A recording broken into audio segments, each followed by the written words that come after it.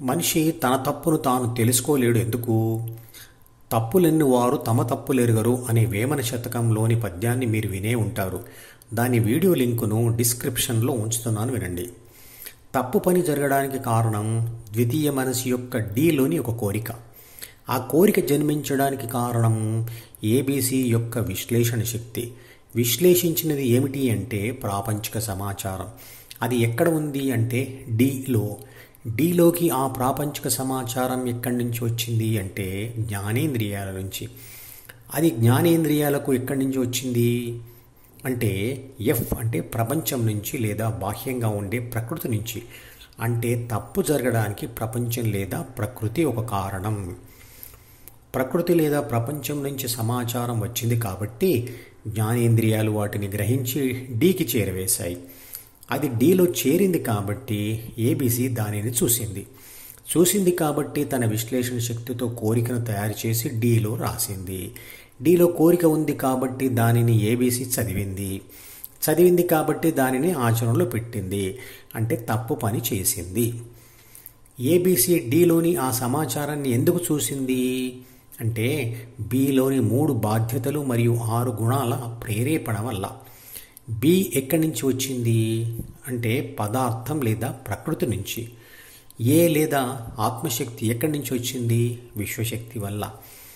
ఏ తటస్థంగా ఉంటుంది కానీ దానికి ప్రకృతి బిని అతికించింది. అంటే ప్రకృతి ఏ బిని సృష్టించి ఏకి అతికించి ప్రాపంచిక సమాచారాన్ని ఈ ద్వారా డీలోకి పంపించి ఏబీకి చూపించి ఒక పనిని చేయిస్తుంది. మళ్ళీ ఆ పని ఫలితాన్ని కూడా గెలుపు కానీ ఓటమి కానీ నిర్ణయించేది ప్రకృతియే. ఎదుటివాడి తప్పులను వాడి హావభావాల ద్వారా మరియు చేసే పనుల ద్వారా తెలుసుకోవడానికి ప్రతి వ్యక్తికి 5 జ్ఞానేంద్రియాలు ఉన్నాయి.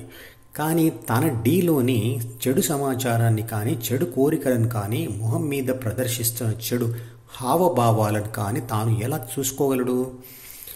తాను తప్పుగా ఆచరించిన పని యొక్క చెడు ఫలితం చూసినా ఒప్పుకోవడానికి ఇష్టపడని అహం అనేది మనసులో ఉంటుంది.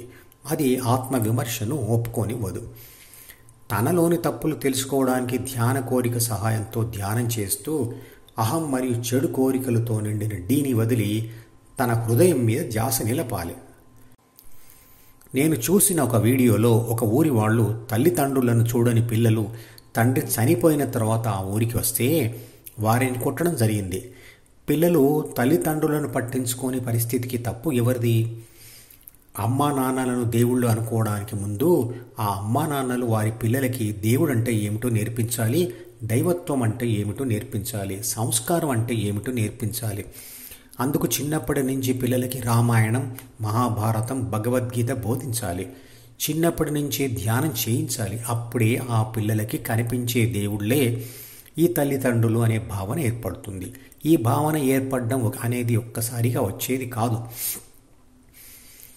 ఈ ఆధునిక యుగంలో వస్తువులు, పదార్థాలు, డబ్బుయే ప్రధానంగా చూస్తున్న తల్లిదండ్రులు పిల్లలకి డబ్బు సంపాదనే ప్రధాన ధ్యేయంగా ప్రాపంచిక చదువులను మాత్రమే నేర్పిస్తూ ఉన్నారు. అందువల్ల ఆ పిల్లలు కూడా పెరిగి అదే స్వభావం ప్రదర్శిస్తే అందులో వింత ఏముంది? కాబట్టి తాము దేవుడంటే ఏమిటో తెలుసుకొని దైవత్వం ప్రదర్శించే ధ్యాన సాధన చేస్తే వారిని అనుసరించి పిల్లలు కూడా చేస్తారు. అప్పుడే ఆ దైవత్వం వారికి సిద్ధిస్తుంది. అప్పుడే ఆ తల్లిదండ్రులు కోరుకున్న ఫలితం పిల్లల నుండి వస్తుంది. ఈ మధుపదం యూట్యూబ్ ఛానల్ వీడియోని సబ్స్క్రైబ్ చేసి గంట గుర్తును నొక్కి ఆల్ని సెలెక్ట్ చేసి ప్రతిరోజు యూట్యూబ్ ఓపెన్ చేసి అడుగున ఉన్న సబ్స్క్రిప్షన్ బటన్ నొక్కితే అన్ని లేటెస్ట్ వీడియోలు చూడవచ్చు.